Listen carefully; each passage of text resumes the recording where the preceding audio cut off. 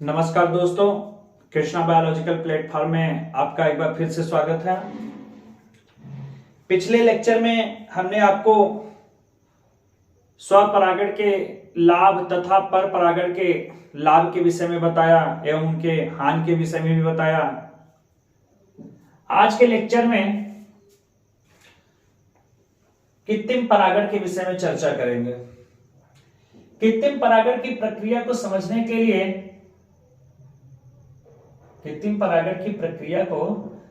के लिए हमें बी पुंसन तथा बोरा वस्त्रावरण जैसे तकनीकों को समझना होगा। ये एक प्रारूपिक पुष्प है।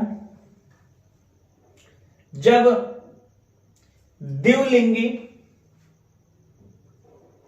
अपरिपक्व पुष्प के पुंकेसरों को चिमटी के माध्यम से हटाया जाता है तो इस प्रक्रिया को बीपुंसन कहते हैं।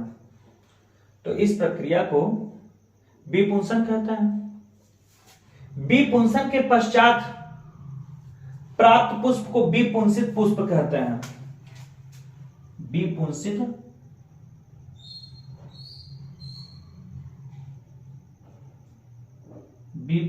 पुष्प कहते हैं। बीपुंसित पुष्प के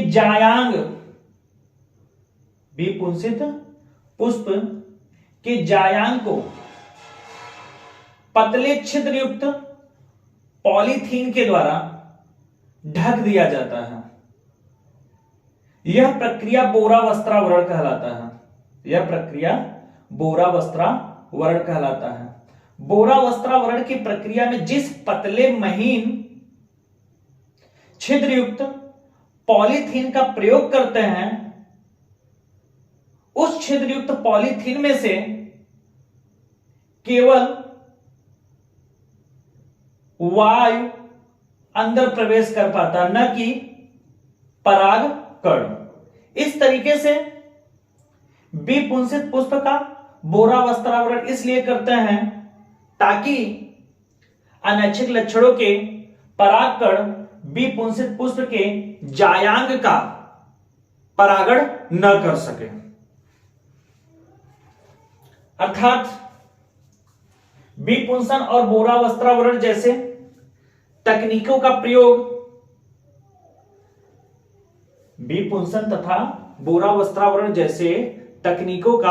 प्रयोग ऐच्छिक लक्षणों के पराग कणों के गुणों को समझने में किया जाता है। आइए देखते हैं कृत्रिम परागण है क्या। मनुष्य द्वारा कृत्रिम ढंग से किसी पुष्प के पराग कणों को जब स्वेच्छानुसार किसी दूसरे पौधे के पुष्प के स्त्री केसर के वर्तिकाग्र भाग पर पहुंचाता है तो इस प्रक्रिया को कृत्रिम परागण कहते हैं। इसका मतलब यह है कि जब मनुष्य स्वेच्छानुसार वांछित लक्षणों के परागकणों को पुष्प के स्त्री केसर के वर्तिकाग्र भाग पर पहुंचाता है तो इस प्रक्रिया को कृत्रिम परागण कहते हैं। कृत्रिम परागण में बीपुंसन और बोरा वस्त्रावरण जैसे तकनीकी का प्रयोग किया जाता है। कृत्रिम परागण में किसी अपरिपक्व पुष्प में से मतलब कृत्रिम परागण के लिए हम लोग जो पुष्प का चुनाव करते हैं वह पुष्प अपरिपक्व होना चाहिए, अपरिपक्व द्विलिंगी होना चाहिए। कृत्रिम परागण में किसी अपरिपक्व पुष्प में से उसके पौधे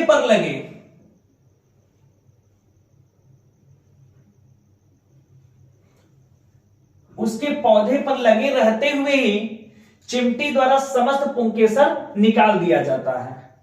इसका मतलब यह हुआ कि पुंकेसर जब हम पुष्प में से हटाते हैं तो वह पुष्प उसी पौधे पर लगे रहना चाहिए, न कि उसे तोड़ना चाहिए। तो यही बोल रहा है कृत्रिम परागण में किसी अपरिपक्व पुष्प में से उसके पौधे पर लगे रहते हुए ही, अर्थात उसे तोड़ना नहीं चाहिए, अर्थात जब वो पौधे पर लगा हो तभी उस अपरिपक्व पुष्प के पुंकेसरों को चिमटी द्वारा निकाल लिया जाता है। ऐसा इसलिए करते हैं कि ताकि द्विलिंगी पुष्प में स्वपरागण की संभावना समाप्त हो जाए। ऐसा हम इसलिए करते हैं ताकि द्विलिंगी पुष्प में स्वपरागण की संभावना समाप्त हो जाए। यहां पर देखिए पुंकेसरों को निकाला जा रहा है, इसका मतलब क्या किया जा रहा है? विपुंसन किया जा रहा है। विपुंसन क्यों किया जा रहा है? ताकि स्वपरागण की संभावना को क्या किया जा सके?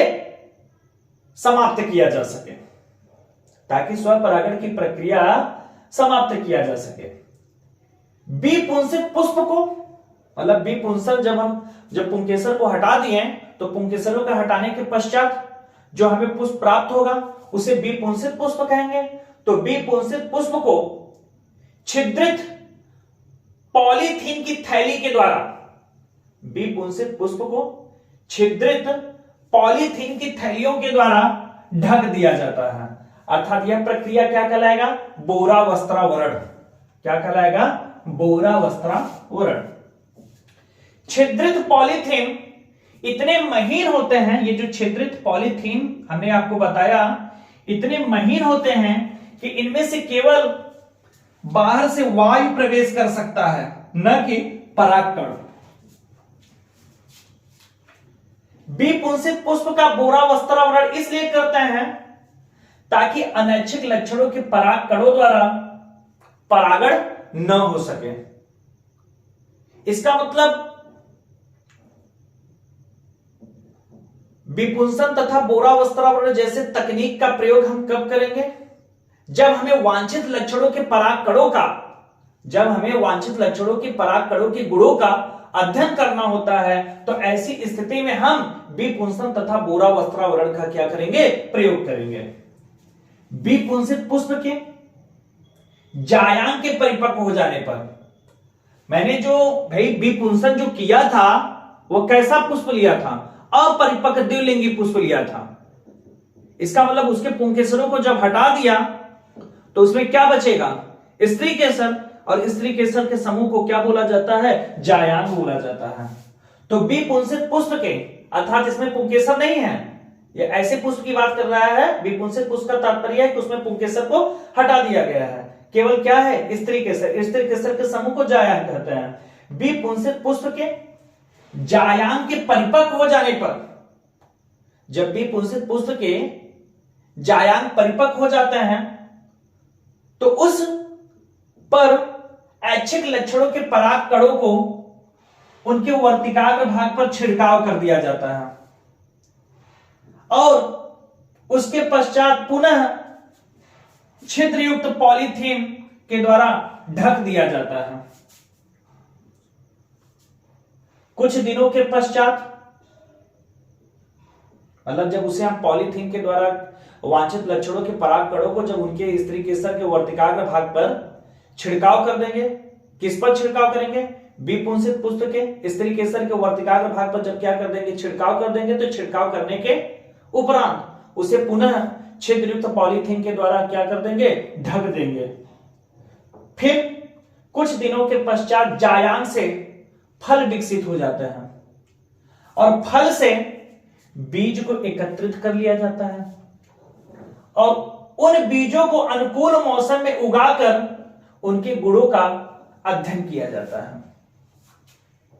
उन बीजों को अनुकूल मौसम में उगाकर इनके गुणों का अध्ययन किया जाता है। मेंडेल ने अपने आनुवंशिकता के अध्ययन के लिए इन्हीं दोनों तकनीकों का प्रयोग किया, अर्थात विपुंसन और बोरा वस्त्रावरण। विपुंसन तथा बोरा वस्त्रावरण जैसे तकनीकों का प्रयोग कर मेंडेल ने आनुवंशिकता से संबंधित नियम दिया।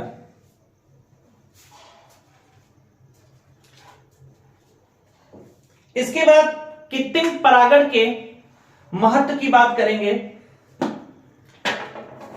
कृत्रिम परागण क्यों किया जाता है? कृत्रिम परागण करने का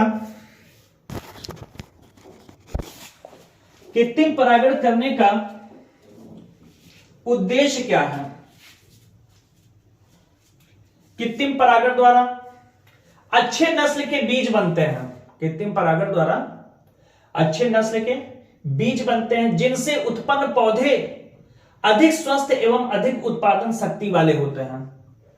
मतलब कृत्रिम परागण करने का उद्देश्य ही है कि ताकि नस्ल अच्छा हो और पैदावार ज्यादा हो।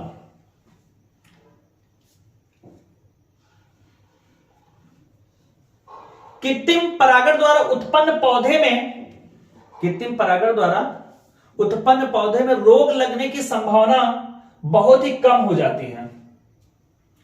कृत्रिम परागण द्वारा उत्पन्न पौधे में रोग लगने की संभावना क्या हो जाती है? कम हो जाती है।